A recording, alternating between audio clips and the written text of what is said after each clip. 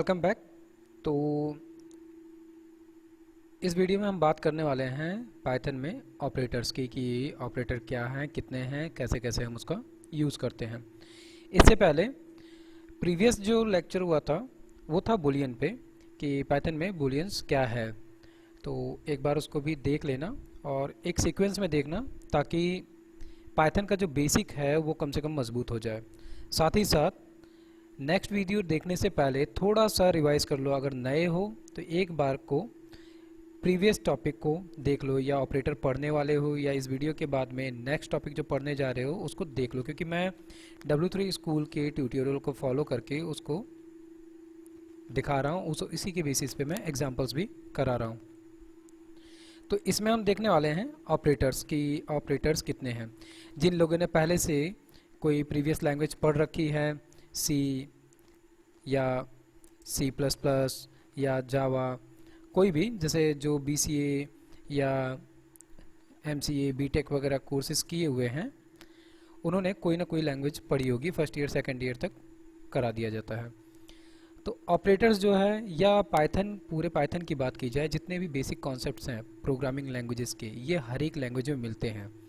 इसीलिए अगर हम पहले कोई लैंग्वेज पढ़े रहते हैं तो दूसरी लैंग्वेज को समझना बहुत आसान हो जाता है। तो जिनके लिए ये पहली लैंग्वेज है उनको भी कोई टेंशन नहीं है, क्योंकि पाइथन तो वैसे भी सबसे आसान लैंग्वेजेस है, क्योंकि इसमें सिंटैक्स जो हैं बहुत इजी टू यूज़ हो जाते हैं। बाकी लैंग्वेजेस में सिंटैक्स बहुत ही कॉम्प्लिकेटेड टाइप के होते हैं, तो कई बार स्टूडेंट को समझने में बड़ी तकलीफ होती है। सेमेस्टर पूरा निकल जाता है, ईयर निकल जाता है और समझ में ही नहीं आ पाता है कि क्या है। क्योंकि मेरे साथ भी यही हुआ था कि मैंने जब BCA किया था 2010 में, तो सी क्या है, कैसे करेंगे, क्या नहीं, बड़ी प्रॉब्लम हुई थी। और स्टार्टिंग में कई बार तो ये भी होता है कि ठीक है आपको प्रोग्रामिंग लैंग्वेज सिखा दी जा रही है, लेकिन जो लॉजिक्स होते हैं वो तो खुद से ही करने होते हैं, खुद से ही समझने होते हैं। तो उसमें क्या होता है कि यार लॉजिक कैसे जनरेट होगा, कैसे करेंगे, तो वो सारी बातों को पहले सोचने की ज़रूरत ही नहीं है। क्योंकि मैं भी बड़ा सोचता था कि यार ठीक है, सब कुछ तो रट्टा मार लेंगे, ये पढ़ लेंगे वो पढ़ लेंगे, लेकिन लॉजिक कैसे जनरेट होगा। लेकिन लॉजिक की अगर बात करें तो वो धीरे धीरे प्रोग्रामिंग जब हम करना चालू करते हैं, कब वो लॉजिक हमारे रिदम में बन जाता है, कब हम उस तरीके से सोचने लगते हैं, पता भी नहीं चलता है। क्योंकि प्रोग्रामर्स की सबसे अच्छी बात क्या है कि जो भी डेवलपमेंट फील्ड में होते हैं वो बड़े कॉन्सेप्चुअल हो जाते हैं। कॉन्सेप्चुअल हो जाते हैं मीन्स कि बार बार लॉजिकल सोचना पड़ता है, लॉजिकली ही करना पड़ता है। तो वो बार बार जो है करते करते समझ जाते हैं कि क्या करना है क्या नहीं करना है। इसीलिए प्रोग्रामिंग लैंग्वेज जो है उसको करते करते इतना आइडिया मिल जाता है कि हम कैसे क्या करेंगे। तो ये सब कुछ तो धीरे धीरे रिदम में आ जाता है करते करते। हाँ, खास चीज़ ये है कि वीडियोस देख रहे हो, सीखने का मन बनाए हो तो पाइथन को करो, करने के बाद में तैयारी करो। क्योंकि मैं कई सारे जो क्वेश्चंस हैं डिस्क्रिप्शन में देता हूँ कि क्या क्या क्वेश्चन हो सकते हैं, और इसी टाइप के क्वेश्चन बेसिक लेवल पे अगर एज ए फ्रेशर जा रहे हो तो बेसिक लेवल के ही क्वेश्चन पूछे जाते हैं इंटरव्यू में। बहुत ज़्यादा टफ और हाई फाई क्वेश्चंस नहीं होते हैं, तो बहुत इजी टू हो जाता है इंटरव्यू में क्रैक करना। मैं लास्ट में थोड़े बहुत टिप्स भी दूंगा कि स्टार्टिंग में इंटरव्यू में किस तरीके से हम क्या क्या फेस करते हैं और क्या क्या चीज़ें होती हैं। कुछ ज़्यादा होता नहीं है, तो अभी सोचने की ज़रूरत नहीं है। जो लोग नॉलेज के लिए पढ़ रहे हैं वो भी अच्छा है, और जो इसके आगे डेवलपमेंट फील्ड में अपना करियर बनाना चाहते हैं उनके लिए भी सही है। तो ऑपरेटर्स की अगर मैं बात करूं तो टोटल ऑपरेटर्स हमें मिलते हैं इतने सारे। तो सबसे पहले तो हम इनको थोड़ा सा समझ लेते हैं ऑपरेटर्स, और ये हैं हमारे टोटल ऑपरेटर्स। तो ये टोटल जो ऑपरेटर्स हैं इन्हीं का हम पूरी प्रोग्रामिंग लैंग्वेज में यूज करेंगे। टोटल 7 ऑपरेटर्स हमें मिलते हैं। इनके नाम से ही ज़्यादातर चीज़ें तो पता चली जा रही होंगी कि ठीक है इनका काम क्या हो सकता है। जैसे अर्थमेटिक ऑपरेटर मतलब क्या है, हर कोई जो है थोड़ा बहुत मैथ तो पढ़ा ही है कि जोड़ना, घटाना, गुणा, भाग, यही सारी चीज़ें हमने अर्थमेटिक ऑपरेटर्स में रख दी हैं। इनमें क्या मिलेगा हमें, वही सारे के सारे ऑपरेटर्स जो हम यूज करते आ रहे हैं, गुणा, मॉड्यूल और तो सो ऑन, ये अर्थमेटिक ऑपरेटर्स हो गए। उसी तरीके से हमें असाइनमेंट ऑपरेटर्स मिलते हैं। अर्थमेटिक ऑपरेटर समझ में आ जाएगा, अभी हम जब इसका प्रैक्टिस करेंगे तो और अच्छे समझ में आएगा कि हम क्या कर रहे हैं एक्चुअल में। एडिशन, मल्टीप्लिकेशन, सब्ट्रैक्शन, यही सारी चीज़ें हम अर्थमेटिक ऑपरेटर्स का यूज करके करते हैं। असाइनमेंट ऑपरेटर केवल सिंगल होता है जो कि असाइन करता है। जैसे हम अभी तक वेरिएबल्स को वैल्यूज असाइन करते आए हैं कि a equal to 10, b equal to 20, वो क्या कर रहे हैं, 20 को a में असाइन कर रहे हैं। कंपैरिजन ऑपरेटर्स दैट्स मीन्स कि कंपेयर करना, दो चीज़ें हैं उनके बीच में तुलना करना कि ठीक है भाई a जो है वो b से बड़ा तो नहीं है, a जो है वो b से छोटा तो नहीं है। जैसे कि लाइक एज अगर करते हैं, लाइक एज करके a जो है वो b से छोटा तो नहीं है, या b जो है वो a से बड़ा तो नहीं है, या बराबर तो नहीं है। यही सारी चीज़ें हम कंपैरिजन में करते हैं, तुलना कर रहे हैं। वैसे ही लॉजिकल ऑपरेटर्स में क्या देखोगे कि लॉजिकल ऑपरेटर्स मतलब कि तुमने बीसीए और एमसीए और बीटेक वगैरह में बाकायदे पढ़ाया जाता है सर्किटिंग, और सर्किटिंग में यूज़ होता है and operator, and gate, or gate, nor gate, not gate. वही यहाँ पर as a logical operators use होते हैं। टोटली यहाँ पर जो हम पढ़ते हैं कितने हैं, एंड, और नॉट। इनका जो इंग्लिश में मतलब है वही हकीकत में यहाँ पर भी मतलब है। एंड का मतलब और, मतलब कि जैसे हम कहें ए बी, या मैं एग्जांपल लूँ, एक की क्लास में है राम और श्याम है, दो लोग, वो क्लास के बाहर गए हुए थे और टीचर आ गया है, अब उनको एंट्री लेनी है। तो उन्होंने कहा मैं आई कम इन। अब टीचर कह रहा है कि ठीक है राम और श्याम दोनों लोग आ जाओ क्लास के अंदर, मतलब कि दोनों को वैलिडिटी है, टीचर ने एग्री कर दिया है, दोनों लोग अंदर आकर बैठ सकते हैं। वहीं पर अगर कह दे कि राम तुम आ जाओ और श्याम जो है वो नहीं आएगा, मतलब कि राम ही आ पाया, श्याम नहीं आ पाया। या उन्होंने कहा कि दोनों घूमने गए थे, ठीक है दोनों में से कोई एक आपस में डिस्कस कर लो और आ जाओ, तो कोई एक ही आ पाया। तीसरा केस है नोट वाला। नोट का मतलब क्या हुआ कि भाई राम तुम तो नहीं आओगे क्लास में, श्याम तुम आ जाओ। वही सेम टू सेम केस यहाँ पर भी है। और अब तो हम जितनी भी लैंग्वेजेस पढ़ते हैं उन सभी लैंग्वेजेस में ऊप्स का कॉन्सेप्ट होता है, और ऊप्स का जो कॉन्सेप्ट होता है वो क्या कहता है, रियल लाइफ एग्जांपल से ही सारी चीज़ें लेता है, क्योंकि ऊप्स कहता है सबसे पहली चीज़ सब कुछ ऑब्जेक्ट है। तो हमको पाइथन में भी एडवांस में जब हम आगे जाएंगे तो ऊप्स का कॉन्सेप्ट हमें मिलेगा। सी लैंग्वेज मदर लैंग्वेज है, वो बेसिक वहाँ पर हमको मिलता है, फंक्शन तक सारी चीज़ें हमें वहाँ पर मिलती है। बट जो ऑब्जेक्ट ओरिएंटेड कॉन्सेप्ट है ये आया सी प्लस प्लस में। तो किसी को क्यूरियोसिटी हो रही है, वो थोड़ा और एक्स्ट्रा पढ़ना चाहता है, तो जाकर उसके बारे में गूगल करके पढ़ो, और कोई डाउट है, क्वेश्चन है तो कमेंट करके पूछ सकते हो। तो वैसे हमारा जो पाइथन है ये भी ऑब्जेक्ट ओरिएंटेड लैंग्वेज है, ऊप्स कॉन्सेप्ट को सपोर्ट करता है।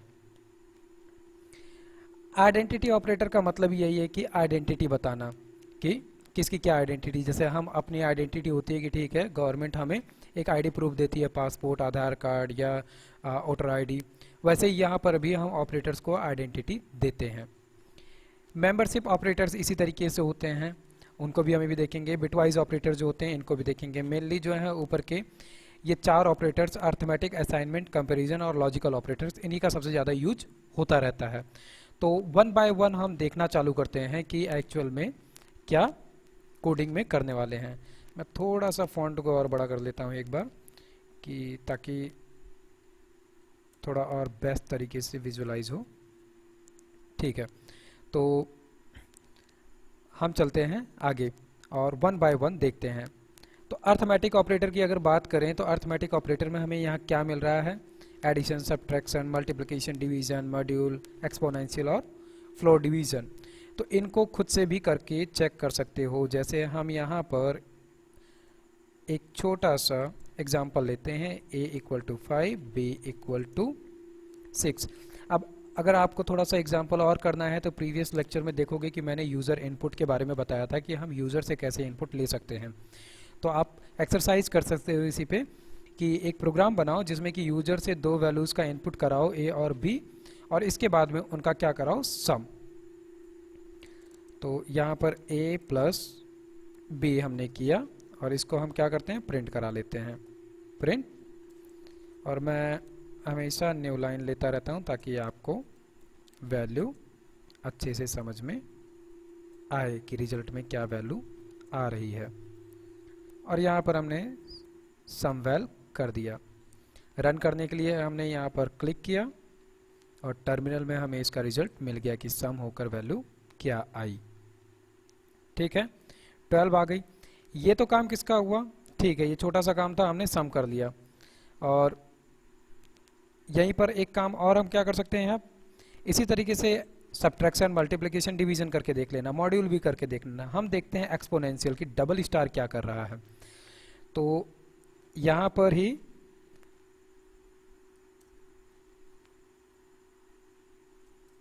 यहाँ पर करते हैं MUL इक्वल टू, दो वैल्यू लेते हैं। सबसे पहले हम इसको A इंटू बी करा के देखते हैं।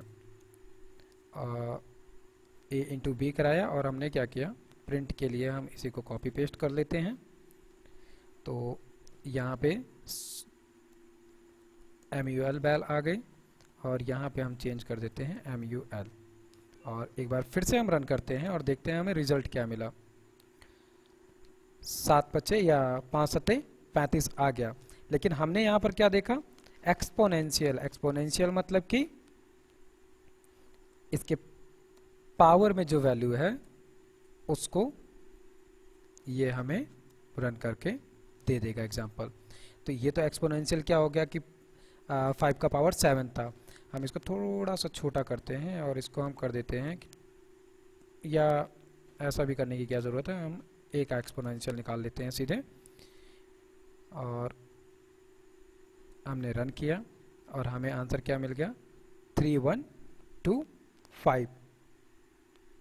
ठीक, तो ये क्या निकला, इसका एक्सपोनेंशियल निकला। उसी तरीके से फ्लोर डिवीजन की बात कर रहा है, तो फ्लोर डिवीजन में यहीं पर इसको चेंज कर देते हैं। फ्लोर डिवीजन में अगर हम ऐसे कर रहे हैं और इसके बाद में इसको रन करते हैं तो हमको क्या मिल जाएगा, डिवीजन मिल जाएगा। डिवीजन में यहाँ पर हम क्या करते हैं, A और B करते हैं और इसके बाद में रन करते हैं। तो A डिवाइड बाई B किया, हमको क्या मिला, पॉइंट में वैल्यू मिल गई। ठीक है, तो इसको थोड़ा सा सही कर लेते हैं हम, 15 करते हैं और फिर रन करते हैं। ओके, एक चीज़ गलत कर रहा हूँ मैं, यहाँ पे 5 और हम डिवाइड कर रहे हैं 15 को, तो अब हमें आंसर क्या मिल जाएगा, 3। ठीक है, 3 मिला। और ख़ास चीज़ क्या देख रहे हो कि यहाँ पर जो हमें डिवाइड होकर वैल्यू मिल रही है वो मिल रही है फ्लोट में, ना कि इंटीजर। जब हमने एडिशन कराया था तो 2 इंटीजर वैल्यू का ही कराया था, और जब हमने डिवीज़न कराया तब भी हमने 2 वैल्यू का ही कराया है। अब अगर हम बात कर रहे हैं यहाँ पे फ्लोर की कि हमें फ्लोर डिवीज़न क्या मिलने वाला है, तो हमने क्या किया, इसको फिर से रन किया और अब हमें क्या मिल गया, 3। क्यों, क्योंकि 5 को हमने 3 बार मल्टीप्लाई कराया, 5 कम 5, 5 दूनी 10 और 5 तिहाई 15, तो फ्लोर डिवीजन क्या मिला, 3। इस पे छोटा छोटा एग्जाम्पल करके देखना। अब हम नेक्स्ट चलते हैं assignment operator. Assignment operator actually कितना है, केवल और केवल 1, इक्वल टू। ठीक है, जो हम यहाँ पर कर रहे हैं, हमने यहाँ पर क्या किया, A equal to 15, that means कि ये तो हमने असाइन ही तो किया है वैल्यू को।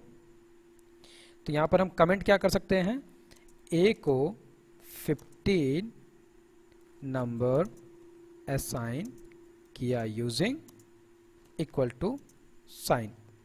कमेंट करना या कमेंट लिखना कतई मत छोड़ो, इसको बार बार यूज करते रहो। कमेंट बहुत ही ज़रूरी चीज़ है, और ख़ासकर बिगिनर्स के लिए जो नए हैं और अभी प्रोग्रामिंग सीख रहे हैं उनके लिए बहुत ज़्यादा ज़रूरी है। क्योंकि हम ज़्यादातर गलती क्या करते हैं, स्टार्टिंग में पढ़ते हैं और बैठ जाते हैं नोट्स बनाने, लिखते रहते हैं। लेकिन जो भी कुछ तुम लिख रहे हो उसको 2 दिन देखोगे, 4 दिन, 10 दिन देखोगे और इसके बाद में ना कोई पूछता नहीं उस कॉपी को। और मेन काम क्या है यहाँ पर, हमारा काम है प्रैक्टिस का। प्रोग्रामिंग लैंग्वेज में जो भी प्रैक्टिस कर रहे हो, अगर उस फाइल में तुमने कमेंट लिख रखा है तो तुम 4 दिन बाद भी उस फाइल को ओपन करते हो तो तुम जो यहाँ पर कमेंट लिखे होगे उसे तुरंत देखकर तुम समझ जाओगे कि वो क्या है। अदरवाइज अब मैं कंपैरिजन बता दूं कि तुम यहाँ पर कमेंट लिखो वो बेस्ट है कि तुम कॉपी पे लिख रहे हो वो बेस्ट है। तुमने कॉपी में नोट्स बनाया, नोट्स बनाने के बाद में कॉपी कहीं तुमने रख दी और तुम्हारा ये प्रोग्राम सिस्टम में पड़ा हुआ है, तुम सिस्टम को यूज कर रहे हो, महीने भर के लिए छोड़ दिया ये प्रोग्रामिंग को, उसके बाद में तुमने फाइल को ओपन किया। अब फाइल में तो तुमने कहीं कोई कमेंट लिखा नहीं था, लिखा था कॉपी में। अब तुम कॉपी तो खोजने से रहे या खोजने जाओगे नहीं, तो फिर होगा क्या, जो तुम कोड देख रहे हो सकता है 2-4 चीज़ें समझ में आए और 2-4 चीज़ें छूट जाएं। बट अगर इसी फाइल में तुमने कमेंट लिख रखा है तो क्या होगा, तुम तुरंत पढ़ोगे और तुम्हें वो कॉन्सेप्ट फिर से रिमाइंड हो जाएगा, अच्छा यार मैंने इसको इसलिए लिखा था। तो कमेंट ज़रूर लिखो, कमेंट बहुत ही इंपॉर्टेंट पार्ट है। तो ये तो हो गया कि ठीक है हमने फ्लोर निकाल लिया। उसी तरीके से अब हम बात कर रहे हैं असाइनमेंट ऑपरेटर की। तो असाइनमेंट ऑपरेटर केवल एक ही है, इक्वल टू। यहाँ पर ये जितनी भी चीज़ें यहाँ पर दी गई हैं वो क्या है, वो शॉर्ट हैंडेड वर्क किया गया है। जो ये प्लस इक्वल टू कर दिया गया है, माइनस इक्वल टू या एस्ट्रिक इक्वल टू, यहाँ पर एग्जाम्पल में भी यही दिखाया गया है, लेकिन इसको क्या यहाँ पर बताया गया, सेम एज। तो असाइनमेंट को देख लिया, हम इनको एक बार देखते हैं करके शॉर्ट फॉर्म में कि ये क्या किया जा रहा है। तो असाइनमेंट, और असाइनमेंट में अगर हम यहाँ पर बात कर रहे हैं किस चीज़ की, कि एक सम वैल ही हमने ले रखा था, और सम वैल अब यहाँ पे मैं क्या करने जा रहा हूँ, ऊपर हमने एक सम वैल डिफाइन किया था पहले ही वेरिएबल, यहाँ पर a प्लस वी की एक वैल्यू आई थी जो कि यहाँ पर हम प्रिंट करा रहे थे, लेकिन फिर से मैंने नीचे क्या किया, उसी वेरिएबल को यूज कर लिया है। और यहाँ पर मैं काम क्या करने जा रहा हूँ, शॉर्ट हैंडेड की a जो है मैं करने जा रहा हूँ कि सम वैल जो है प्लस और इक्वल टू किसके, जो मल आ रहा है इसके, दैट मीन्स की मल्टीप्लिकेशन वाली वैल्यू। तो इसके बाद में अब फिर से अगर मैं इसको प्रिंट कराता हूँ तो सम वैल ही है, और यहाँ पर हम क्या कर देते हैं, सम की जगह पे सम विथ मल वैल्यू। अब अगर मैं इसको रन करता हूँ तो यहाँ पे आंसर क्या आएगा कि ये जो 20 आया था ये प्लस ये 3 इक्वल टू कितना हो गया, 23। तो यहाँ पे एक्चुअल में क्या हुआ, एक्चुअल में हुआ ये कि सम वैल प्लस मल, यही है शॉर्ट फॉर्म जो हमने अभी पहले लिखा हुआ था कि प्लस इक्वल टू कर दिया था और इसके बाद में हमने आंसर चेक किया था। तो ये लॉन्ग फॉर्म है, जाहिर सी बात है ये सम वैल हमको एक्स्ट्रा लिखना पड़ रहा है, और नहीं अगर हम शॉर्टकट मार रहे हैं तो इतना कोड हमारा बच जा रहा है। तो ये शॉर्ट फॉर्म है और इसी का यूज़ यहाँ पे किया गया है, किसके लिए, सब्ट्रैक्ट कराया गया है, मल्टीप्लिकेशन है, डिवाइड कराया गया, मॉड्यूल निकाला गया, फ्लोर वैल्यू है, एक्सपोनेंशियल है। तो ये सब कुछ क्या कराया गया है, यहाँ पर एंड है, नॉट है, और है, ठीक है, पावर सेट किया गया है। तो ये सारे जो कराए गए हैं वैल्यूज़, उसी तरीके से लेफ्ट असाइन कराया गया, राइट असाइन कराया गया, वैल्यू को लेफ्ट असाइन कराया गया। तो इनको एक बार प्रैक्टिस करके देखोगे तुम, खुद ब खुद समझ में आ जाएगा। काम क्या कहेगा यहाँ पर तुम्हारा कि वहाँ से जितनी बार भी जिस को तुम देख के कोड लिख रहे हो उसके ऊपर पहले उसको डिफाइन करो कि ठीक है तुम डिवाइड इक्वल टू यूज कर रहे हो तो ये एक्चुअल में क्या वर्क करने वाला है, उसके नीचे उसका कोड लिखो। और बार बार क्या करना, कोशिश करना कि यूज़र इनपुट लेके कराओ। तो थोड़ा एक स्टेप ऊपर का काम तुम कर रहे हो तो थोड़ा एडवांस होगा, तो थोड़ा और अच्छे से समझ में आएगा। इसके बाद में अगर हम आगे चलते हैं तो अब क्या है, कंपैरिजन ऑपरेटर। कंपैरिजन ऑपरेटर में क्या कर रहे हैं, हम हमेशा दो चीज़ों के बीच में तुलना कर रहे हैं कि ये इससे बड़ा है कि छोटा है। तो यहाँ पर अगर देख रहे होगे तो यहाँ पर इक्वल टू मिल रहा है, डबल इक्वल टू केवल। तो double equal to, triple equal to पे एक बार जाकर सर्च कर देना। मैं यहाँ पर लिख दे रहा हूँ, क्वेश्चन है एक कि क्वेश्चन में क्या है, what is the difference between double equal to and triple equal to. खैर पाइथन में तो होता नहीं है, लेकिन इन केस इंटरव्यू वगैरह में जाते हो तो ये क्वेश्चन माइट भी पूछा जा सकता है कि क्या पाइथन में डबल इक्वल टू और ट्रिपल इक्वल टू में क्या डिफरेंस है। तो तुम तो बताने में लग जाओगे, अगर बताने में लगे तो फिर ये होगा कि भाई इसमें तो होता ही नहीं है, तो तुम बता कहाँ से रहे हो। तो इस तरीके से छोटे छोटे ना ट्रिकी क्वेश्चन भी कभी कभी आ सकते हैं। तो इसको एक बार जाके सर्च करना और पढ़ लेना। तो अब अगर हम बात करते हैं असाइनमेंट ऑपरेटर की, तो हमने प्रीवियसली इसको देखा था कि अगर हम प्रिंट के अंदर लिखते हैं कि सम वैल जो है क्या ये इक्वल टू है मल के या नहीं। इसको न्यू लाइन में कर लेते हैं ताकि ये बाकी जो रिजल्ट आए हुए हैं उनसे थोड़ा हट के दिखे। इक्वालिटी कंपेयर, ठीक, इससे हमें थोड़ा अच्छे से आउटपुट समझ में आ जाएगा। तो यहाँ पे एक्चुअल में होने क्या वाला है, क्या मिला हमें, फॉल्स। क्योंकि हम जब भी कंपेयर करते हैं तो हमें क्या मिलता है, बुलियन वैल्यू। जस्ट इससे पहले वाले लेक्चर में जो हमने पढ़ा था कि ट्रू और फॉल्स, 0 1, यस नो। तो हमें यहाँ पे क्यों ये फॉल्स मिला, क्योंकि सम की वैल्यू जो थी वो तो थी 20 और मल की जो वैल्यू है वो है 3, और जो इस समय करंट में अपडेटेड वैल्यू आई है सम वैल की वो क्या है 23। तो इस समय हमें जो यहाँ पर मिला हुआ है सम वैल में वो 23 है और मल की वैल्यू है 3। तो इसलिए यहाँ पर तो जाहिर सी बात है कि इक्वल इक्वल है ही नहीं, इसलिए क्या मिला ये फॉल्स। वैसे ही सीधे यहीं पर देखते हैं, अगर हम कंडीशन चेक करते हैं कि क्या सम वैल जो है वो ग्रेटर देन है मल से, तो ऑब्वियसली सम वैल में वैल्यू क्या आई हुई है 23 और मल में वैल्यू क्या पड़ी हुई है 3। दैट मीन्स कि सम वैल जो है वो एक्चुअल में बड़ा है मल से। तो इस समय हमें वैल्यू क्या मिलेगी यहाँ पर आंसर में ट्रू मिल गया, ट्रू। क्यों? क्योंकि सम वैल बड़ा था। वैसे ही अगर हम ये चेक करें कि क्या जो सम वैल है वो छोटा है मल से, तो जाहिर सी बात है छोटा तो है ही नहीं, क्योंकि 23 जो है वो 3 से छोटा नहीं है। हमें क्या वैल्यू मिल गई 23। फिर अगर हम चेक करते हैं कि अगर नॉट इक्वल टू हो, कौन? सम वैल नॉट इक्वल टू मल, तो हमें क्या मिलेगा? जाहिर सी बात है कि सम वैल जो है वो 23 है और मल में पड़ी हुई वैल्यू 3 है, दोनों इक्वल टू नहीं है, तो हमें मिल गया ट्रू। तो यहीं पर ये सारी चीज़ें दिखाई गई हैं कि हमको इक्वल टू चेक करना होता तो हम इक्वल टू चेक करते हैं, नॉट इक्वल टू का केस भी चेक करते हैं कि जैसे यहाँ पर है कि x और y हम मल सम वैल और मल ले रहे हैं, तो क्या ग्रेटर देन है, क्या लेस देन है, ग्रेटर देन इक्वल टू है कि लेस देन इक्वल टू है। तो ऐसी चीज़ों को जो हम चेक कर रहे हैं ना उसमें कंपैरिजन कर रहे हैं। यहाँ पे कंपैरिजन अगर बहुत अच्छे से नहीं समझ में आ रहा है तो कोई टेंशन लेने की जरूरत नहीं, क्योंकि तुम्हें बेसिक कम से कम समझ में आ गया कि ठीक है हाँ कोई कंपैरिजन टाइप की चीज़ होती है जिसमें double equal to, less than, greater than, not, ये सारी चीज़ें यूज करते हैं। काम क्या होता है एग्जैक्टली पता नहीं, लेकिन कुछ होता है। इतना भी अगर पता है तो जब हम इसको इफ़ एल्स पढ़ेंगे, फॉर लूप पढ़ेंगे, तो वहाँ पर धीरे धीरे थोड़ा ठीक हो जाएगा। बाकी जो प्रीवियसली थोड़ा बहुत जानते हैं वो अच्छी बात है, जो नए हैं उनको टेंशन लेने की ज़रूरत नहीं है कि भाई ज़बरदस्ती मुझे समझ में आ रहा है और मुझे ये समझना ही है। नेक्स्ट टॉपिक देखते हैं, लॉजिकल ऑपरेटर्स।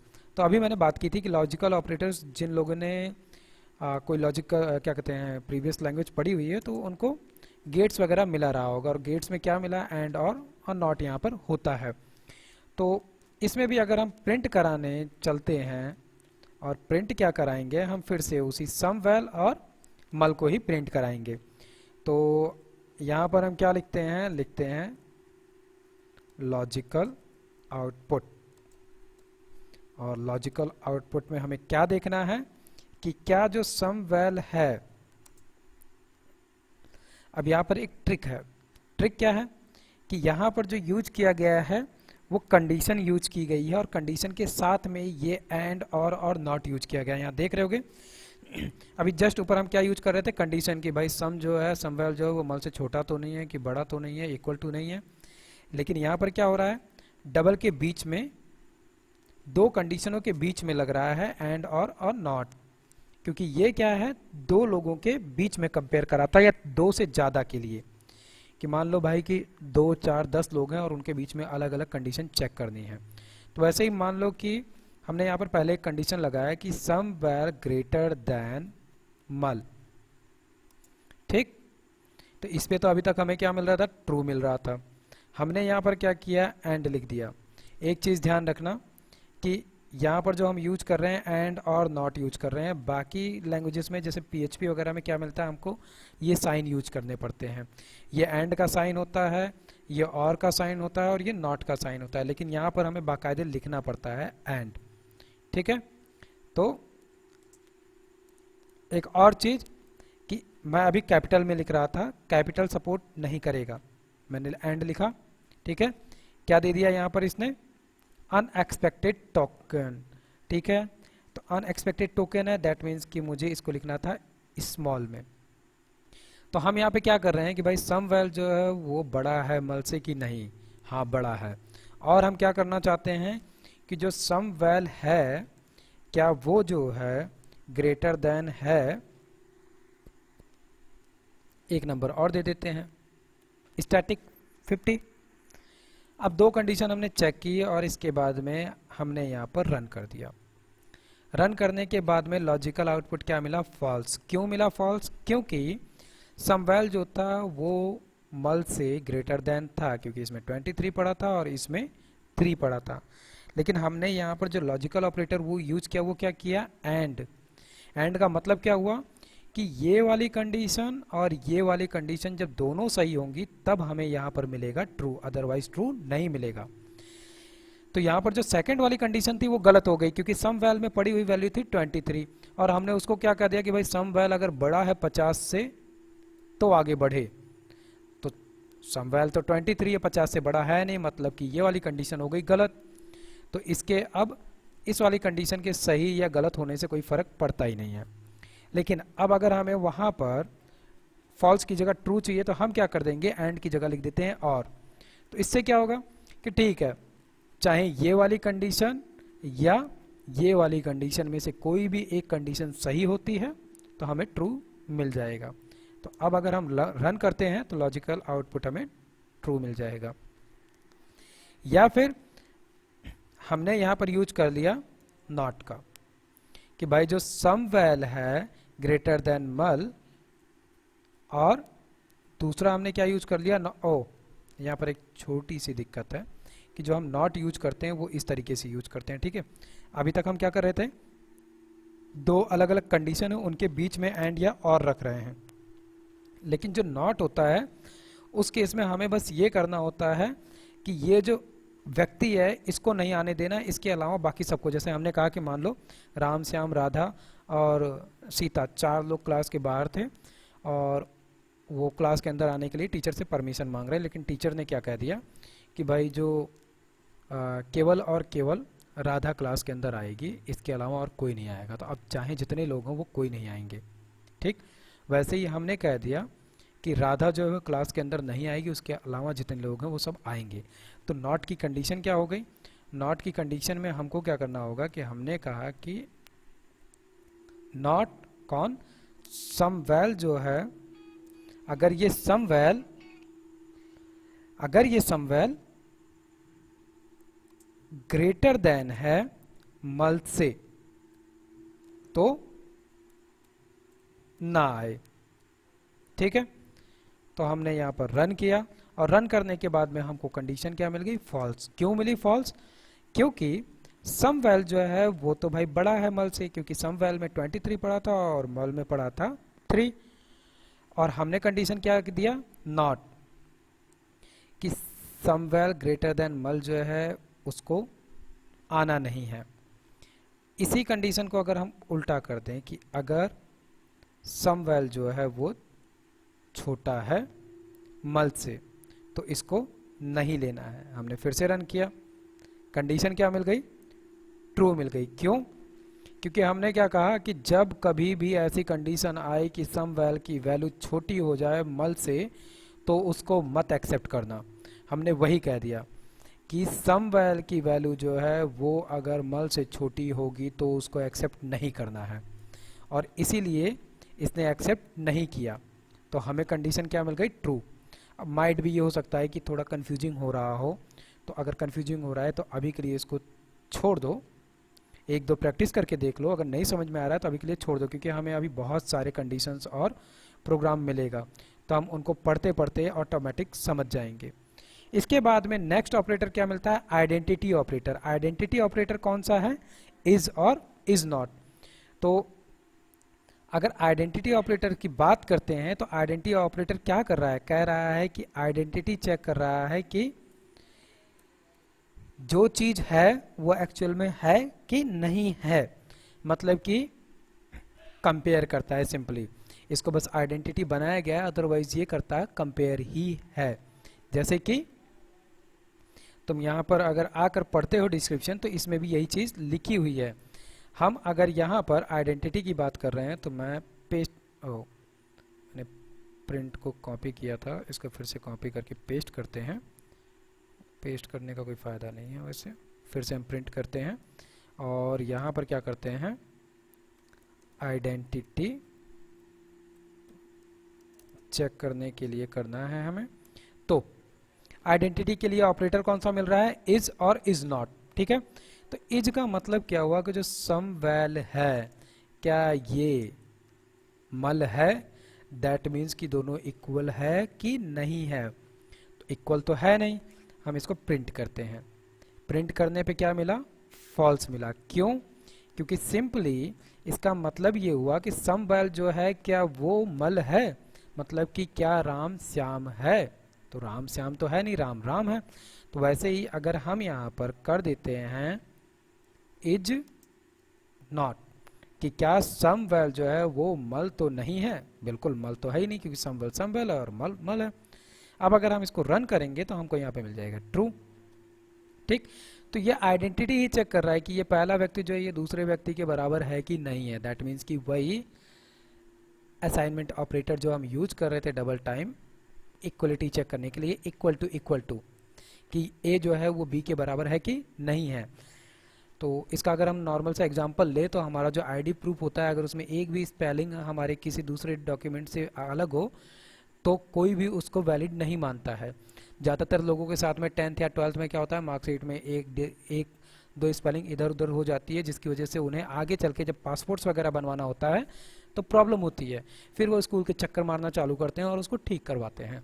तो वैसा ही सेम केस यहाँ पर भी है कि इज जो है वो आइडेंटिटी चेक करता है कि लेफ्ट साइड वाली जो वैल्यू है वो क्या राइट साइड के इक्वल है कि नहीं है। नहीं है तो वो क्या करेगा, फॉल्स दे देगा। वही केस यहाँ पर भी है नॉट के लिए। ऐसे ही एक हमें क्या मिलता है, मेंबरशिप ऑपरेटर। मेंबरशिप ऑपरेटर क्या करता है, अगर हम मेंबरशिप ऑपरेटर की बात करेंगे तो ये हमें क्या देता है कि अगर इस वाले ऑपरेटर का खास कर करके जो मेंबरशिप ऑपरेटर है इसका हम लूप में बहुत ज़्यादा यूज करेंगे, क्योंकि लूप के अंदर क्या होता है, ये हमें क्या कराता है, ये चेक कराता है कि जो लेफ्ट साइड वाली वैल्यू है, जो वेरिएबल है, उसमें राइट साइड वाला वेरिएबल का वैल्यू आ रहा है कि नहीं आ रहा है। जैसे कि हम प्रिंट करते हैं यहाँ पर और मेंबरशिप ऑपरेटर, और यहाँ पर क्या करते हैं हम कि सम वैल जो है क्या ये मल के अंदर है या नहीं। इसको अभी हम क्योंकि सम वैल और मल लेकर ही चल रहे हैं तो उसी के साथ हम इसको एक बार चेक करके देखते हैं। हमको कंडीशन क्या मिलेगी, फॉल्स मिलेगी। ओ अच्छा ठीक है, इसने हमें क्या दे दिया, assignment of type int is not iterable. ठीक है, मतलब कि इंट जो है इज़ नॉट इटरेबल। यहाँ पर हमको एक नया वेरिएबल लेना पड़ेगा। हम लेते हैं अभी के लिए स्ट्रिंग वैल, और स्ट्रिंग वैल में हम क्या दे देते हैं, हेलो फ्रेंड्स। तो हमने क्या लिया यहाँ पर, स्ट्रिंग वैल ले लिया, और स्ट्रिंग वैल को क्या कहा हमने कि स्ट्रिंग वैल में हमने क्या लिख रखा है, हेलो। हम यहाँ पर क्या कर रहे हैं कि क्या हेलो जो है वो स्ट्रिंग वैल के अंदर मौजूद है। स्ट्रिंग वैल के हमने अंदर क्या लिख रखा है, हेलो फ्रेंड्स। तो इसको रन करके देखें, रन करते हैं हम, क्या मिला, फॉल्स। ओ फॉल्स क्यों मिल गया, फॉल्स क्यों मिला, क्योंकि हमने जो यहाँ पर हेलो लिख रखा है वो लिख रखा है स्मॉल लेटर में, और यहाँ पर जो हेलो का एच है वो लिखा हुआ है कैपिटल लेटर में। दैट मीन्स कि दोनों की आइडेंटिटी अलग अलग है। खासकर डेवलपमेंट लैंग्वेज में, प्रोग्रामिंग में वेरिएबल्स के साथ एक सबसे बड़ी प्रॉब्लम होती है कि उसके अंदर स्मॉल लेटर कैपिटल लेटर दोनों ही डिफरेंट वेरिएबल माने जाते हैं। वैसे वो यहाँ पर भी माना जा रहा है। अब एक बार हम इसको फिर से रन करते हैं तो अब हमें क्या मिल जाएगा, ट्रू। क्यों, क्योंकि ये जो हेलो है ये स्ट्रिंग वैल में अवेलेबल है, इसलिए हमको ट्रू मिल गया। तो ऐसे ही क्या है, यहाँ पर इन भी होता है और दूसरी चीज़ यहाँ पर नॉट इन भी होती है। ठीक है, जैसे हमने अभी आइडेंटिटी ऑपरेटर में देखा, आइडेंटिटी ऑपरेटर में कि इज नॉट था, वैसे ही यहाँ पर होता है इन और नॉट इन। ठीक है, तो मान लो हमने यहाँ पर दे दिया नॉट इन, तो सिंपल सी बात है, हमने क्या कह दिया, उल्टा कर दिया कि हेलो जो है वो स्ट्रिंग वैल के अंदर नहीं है। हम कह तो भले रहे हैं कि नहीं है, लेकिन असल में तो वो है। तो कंडीशन हमें क्या मिल जाएगी यहाँ पर, फॉल्स। क्यों, क्योंकि फॉल्स मिल चुकी है हमें, क्योंकि हम कह रहे हैं ना कि हेलो जो है नॉट इन स्ट्रिंग वैल। अब ये कंडीशन जो हमने किया, ये किया क्यों, ये सब क्यों किया, आइडेंटिटी यूज की हमने अभी और मेंबरशिप यूज किया और ये ट्रू फॉल्स किया, क्यों किया, क्या वजह थी। ठीक है, बार बार ट्रू फॉल्स तो मिल रहा है, लेकिन क्यों, तो ये जो हमने किया है डेवलपमेंट लैंग्वेज में, जब हम प्रोग्रामिंग बनाते हैं, फंक्शंस बनाते हैं, तो वहाँ पर ना हमें ये चेक करना पड़ता है कि कुछ सेटअप पैरामीटर्स मिलते हैं हमें, जिनको हमें चेक करना पड़ता है कि क्या ये वैल्यू इस आउटपुट के अंदर एग्जिस्ट करती है कि नहीं करती है। अगर नहीं करती है तो हम उसको फाइंड आउट करेंगे, उसके लिए कोई और कंडीशन करेंगे। जैसे हम कंडीशन चेक करते हैं ना कि हाँ भाई ट्रू है तो इफ़ में, फॉल्स है तो एल्स में, वैसे ही हम कंडीशंस चेक करते हैं और उसके बाद में उनको हम सही सूटेबल पोजीशन में अप्लाई करते हैं। तो इन्हीं सारी चीज़ों के लिए ये यूज हो रहा है आइडेंटिटी और मेंबरशिप। और ख़ास कर करके ये मेंबरशिप ऑपरेटर जो है, इसको तो हम अभी लूप में देखेंगे बहुत अच्छे से। लूप के अंदर जब भी हमें फॉर लूप को यूज करना होगा तो फॉर लूप के अंदर सबसे ज़्यादा यूज होने वाला ऑपरेटर है मेंबरशिप ऑपरेटर। इसके बिना ज़्यादातर काम तो लूप का, खासकर फॉर लूप का पाइथन में नहीं चलता है। बिटवाइज ऑपरेटर पे आते हैं। तो बिटवाइज ऑपरेटर क्या है? ये भाई है लॉजिकल ऑपरेटर का। इसमें भी हमको क्या मिलता है? एंड और, नॉट और, एक मिलता है एक्सऑर। उसके अलावा दो और ऑपरेटर्स मिलते हैं, लेस देन, ग्रेटर देन। ठीक है, तो ये क्या करते हैं? जीरो को लेफ्ट साइड में शिफ्ट कर देते हैं या राइट साइड में। तो एक बार हम इनको देखते हैं। ध्यान रखना कि जो ये बिटवाइज ऑपरेटर है, इसके अंदर जो हमें एंड और नॉट मिल रहा है वो मिल रहा है हमें स्पेशल कैरेक्टर वाले साइन के फॉर्म में। तो जैसे हम आते हैं यहाँ पर और फिर से हम एक प्रिंट कराते हैं, न्यू लाइन लिया और आउटपुट चेक करते हैं हम। तो हमें करना क्या है? खास चीज़ क्या है कि बिटवाइज ऑपरेटर हमें हमेशा बाइनरी फॉर्म में आउटपुट देता है। ठीक है, यहाँ पर लिखा भी है कि bitwise operator are used to compare binary numbers. तो बाइनरी नंबर्स अगर हम कंपेयर कर रहे हैं, दैट मीन्स कि set each bit to 1 if both bits are 1। तो मान लो कि हम यहाँ पर आते हैं और हमने क्या लिखा कि समवेल जो है क्या वो एंड समवेल जो है वो ग्रेटर देन है मल से, एंड समवेल जो है वो ग्रेटर देन और इक्वल टू भी है मल से। तो यहाँ पे हमने कुछ किया नहीं है, एक ही कंडीशन को दो बार लिख दिया, ऐसा समझ लो। क्योंकि ग्रेटर देन का मतलब होता है कि वैल्यू जो है वो, जैसे मान लो कि समवेल 10 है और मल भी 10 है, तो हमने अगर ग्रेटर देन लिखा है उस केस में 10 जो है वो 10 से बड़ा नहीं है, लेकिन 10 जो है वो 10 के बराबर जरूर है। तो इस वाली कंडीशन में 10 10 के इक्वल नहीं है। ठीक है, लेकिन इस वाली कंडीशन, सॉरी कंफ्यूज कर रहा हूँ आपको, सम वेल में भी 10 पड़ा हुआ है और मल में भी 10 पड़ा हुआ है, और यहाँ पर कंडीशन लगा रखी ग्रेटर देन। तो 10 ग्रेटर देन 10 से नहीं है, लेकिन 10 जो है वो इक्वल टू जरूर है 10 से। तो यहाँ पर ये वाली जो कंडीशन है ये ट्रू हो जाएगी। तो एक बार इसको हम रन करके देखते हैं कि हमें वैल्यू क्या मिली। ट्रू मिल गई। इसी को एक बार हम क्या करते हैं, यहाँ पर ऐसे कर देते हैं। तो जाहिर सी बात है ये तो सीधे सीधे फॉल्स ही मिलने वाला है। मिल गया। तो अब आप कहोगे कि ठीक है, यही काम तो हमने अभी थोड़ी देर पहले किया था, किससे? लॉजिकल ऑपरेटर से। यहाँ पर अंतर क्या हो रहा है? तो ये जो है हमें हमेशा आउटपुट जो देगा वो बाइनरी नंबर में देगा, 1 या 0 के फॉर्म में। यहाँ पर भले आपको ट्रू और फॉल्स मिल रहा है, बट जब हम इसको चेक करेंगे तो एक्चुअल में ये हमें क्या दे रहा होगा? 0 या 1।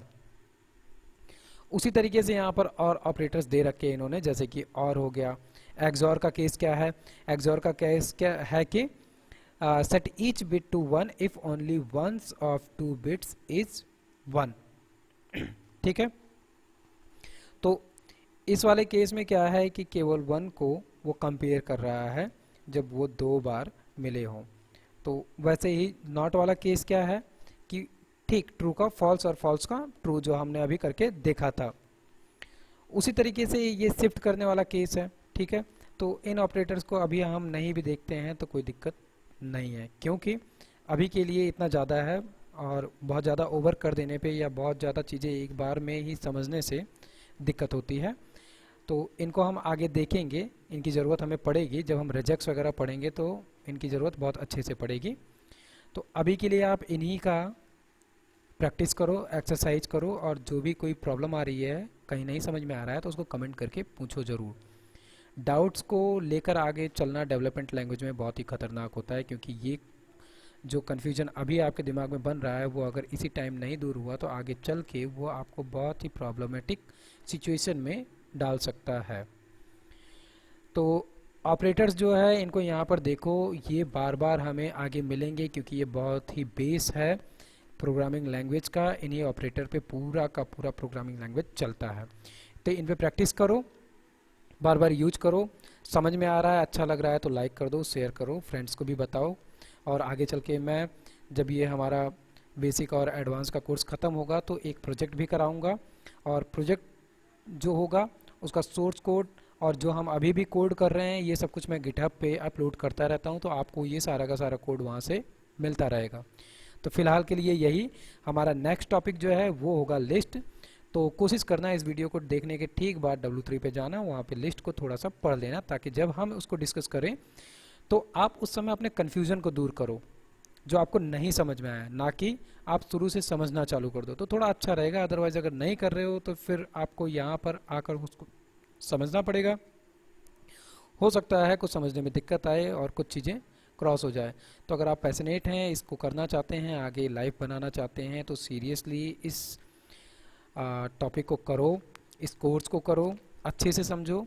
क्योंकि मैं ऑफलाइन भी ट्रेनिंग देता हूँ और वहाँ पर जो चीज़ें सिखाता हूँ वैसे मैं यहाँ पर भी सिखाने की कोशिश करता हूँ। कोशिश यही रहती है कि आपको समझ में आए। तो मैं एज्यूम करके यही चलता हूँ कि आप मेरे सामने बैठ के कर रहे हो सब कुछ, और मैं जब भी एक्सरसाइज वगैरह दे रहा हूँ वो भी यही सोचता हूँ कि आप वीडियो देखने के बाद में एटलीस्ट उसको ट्राई ज़रूर कर रहे हो और सिस्टम पे रन करके देख ज़रूर रहे हो। अगर ऐसा नहीं कर रहे हो, केवल वीडियो देख रहे हो, तो ये बहुत बड़ा लॉस हो जाएगा।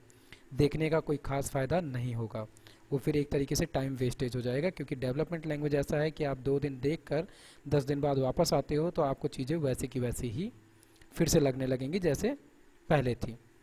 तो अभी के लिए इतना ही, फिर मिलते हैं नेक्स्ट टॉपिक लिस्ट में।